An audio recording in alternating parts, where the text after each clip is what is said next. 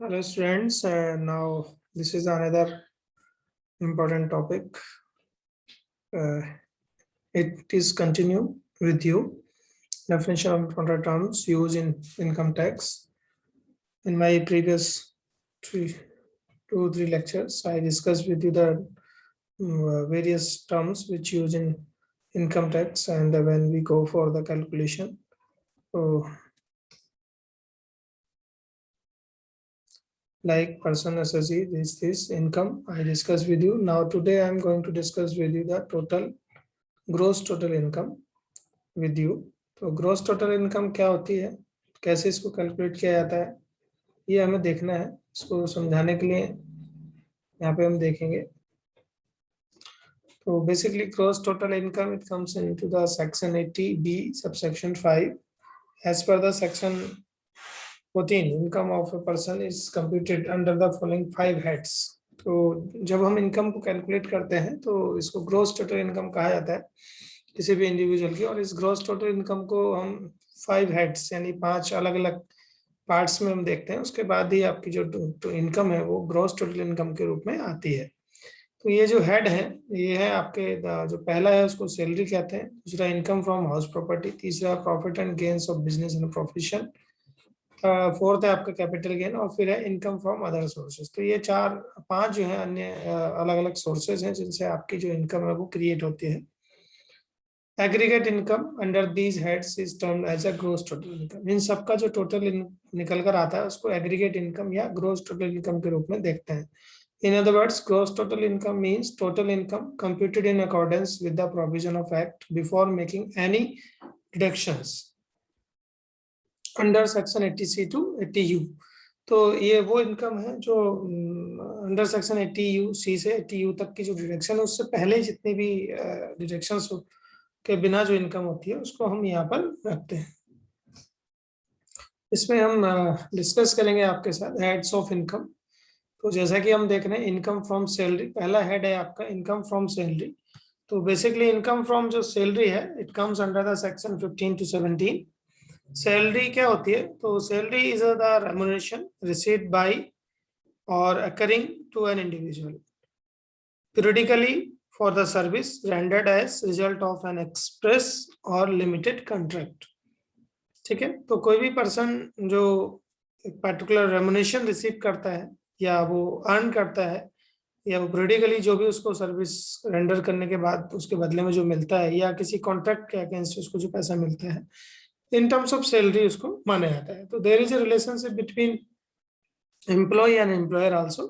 तो actual receipt of salary in the previous year is not material as far as its taxability is concern, है ना। तो जितना जो भी आपकी सैलरी है वो एक्चुअल रिसिप्ट आपको देखनी पड़ेगी, नॉट मटेरियल इसको कहा गया है, बट टैक्सेबिलिटी इज कंसर्न।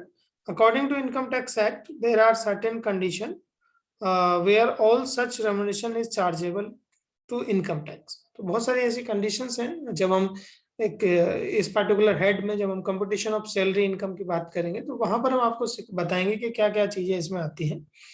तो वैसे कुछ चीजें मैं डिस्कस कर लेता हूँ। When due from further employer or present employer in the previous year whether paid or not. तो जब भी ये ड्यू हो जाएंगी चाहे वो प्रेजेंट एम्प्लॉयर है या फिर करंट एम्प्लॉयर हो, तो जब भी आपकी जो सैलरी ड्यू होती है वो प्रीवियस ईयर में उसको ले जाती है। When paid or allowed in the previous year by or on behalf of the former employee or present employer though not due or before it become due, है ना। तो ये भी आपको देखना पड़ेगा। इसके अलावा जो इनकम है वेयर एरिया ऑफ सैलरीज की बात भी अगर हम करें is paid in the previous year by or on behalf of a former employer or the present employer if not charge to tax in period to which it is related. तो ये हमें देखना पड़ेगा। और इसके अलावा जो सैलरी है सेक्शन 17 की अगर हम बात करें तो according to income tax gives an inclusive and not exhaustive definition of salaries. तो सैलरीज बेसिकली क्या क्या इन्वॉल्व करता है, so wages, annuity, pension, gratuity, fee, commission, allowances, perquisite, profit in lieu of salary, advance of salary, amount transfer from unrecognized provident fund, contribution, leave, encashment, compensation, है ना, as a result of variance and contribution made by the central government and etcetera. तो there बहुत सारी चीजें हैं जो हमारी salary में इसमें काउंट होती है। दूसरा जो हेड है वो है आपका इनकम फ्रॉम हाउस प्रॉपर्टी। तो basically income from house property, the annual value of property consisting of any building or land pertinent of thereto of the which the assessee is the owner। अगर SSC किसी भी property land या उसका building का या घर का जो है ओनर है, is chargeable to tax under the head of income from house property. अगर आप उसको रेंट पे देते हैं और उससे कोई इनकम आपको होती है या कुछ भी पैसा आप उससे अर्न करते हैं तो वो इनकम फ्रॉम हाउस प्रॉपर्टी कहलाती है। However, house property or any portion thereof is occupied by the assessee for the purpose of any business or profession carried on by him or the profit of which was chargeable to income tax. Value of such property is not chargeable to tax under this head। अगर कोई property है और उसका कुछ part अगर आप use कर रहे हैं तो उस पार्ट में या बिजनेस करते हैं या कुछ और आपका घर है, लाइक आपके पास एक 2000 स्क्वायर मीटर का मकान है, उसमें 1000 स्क्वायर मीटर आप यूज करते हैं, 1000 आपने रेंट पे दिया, तो जितना आपने रेंट पे दिया उतने पे ही जो इनकम आपकी होगी वो टैक्सेबल होगी। Property should be consisting of building or land apparently to and the assessee should be owner of the property. ये आपको देना पड़ेगा तभी आप जो है इनकम फ्रॉम हाउस प्रॉपर्टी में जाएंगे। And the property should not be used by owner for the purpose of any business. ये भी ध्यान रखना कि कोई भी बिजनेस या प्रोफेशन के लिए अगर उसको यूज नहीं कर रहा है तो केवल वो profit of which by are chargeable to. अगर वो करता है तो फिर उसका जो प्रॉफिट होगा वो भी चार्जेबल होगा। तो ownership of the house property यहाँ पर जरूरी होगी। And it is not only owner but deemed owner भी यहाँ पर हो सकता है किसी का, वो is liable to tax and under under head of the salary. तो इसको हम जब हम डिटेल में जाएंगे तो डिस्कस करेंगे। तीसरा जो पार्ट है वो है इनकम फ्रॉम बिजनेस और प्रोफेशन। तो इसको भी हम यहाँ पर देखते हैं कि ये क्या होता है। Basically income from business and profession it comes into section 2 sub section 13। Business include any trade, commerce, remuneration, or any adventure or concerned in the nature of trade, commerce, and manufacturing or practical purposes. Business means the purchase and sales or manufacture of the commonly commodity। तो कोई भी जो है वो आपको पता है कि बिजनेस होता है जहां पर हम ट्रेडिंग करते हैं, कॉमर्स एंड ट्रेड में इन्वॉल्व होते हैं या कोई भी कमोडिटी को बनाते हैं और बेचते हैं तो बिजनेस कहलाता है। तो business include banking, transport business, any other adventure, कोई भी हो सकता है। Profit of an isolated transaction is also taxable under the head of income.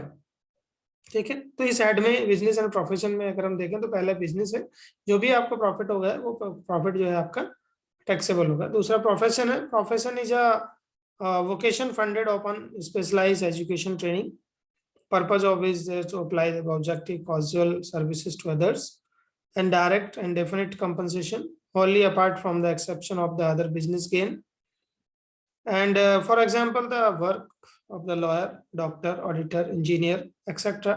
तो ऐसे बहुत सारे प्रोफेशंस हैं जो अपनी इनकम अर्न करते हैं और उस इनकम को फिर जो है अंडर द टैक्स जो है चार्जेबल माना जाता है। उसके बाद है आपका income from capital gain. Capital gain basically होता क्या है?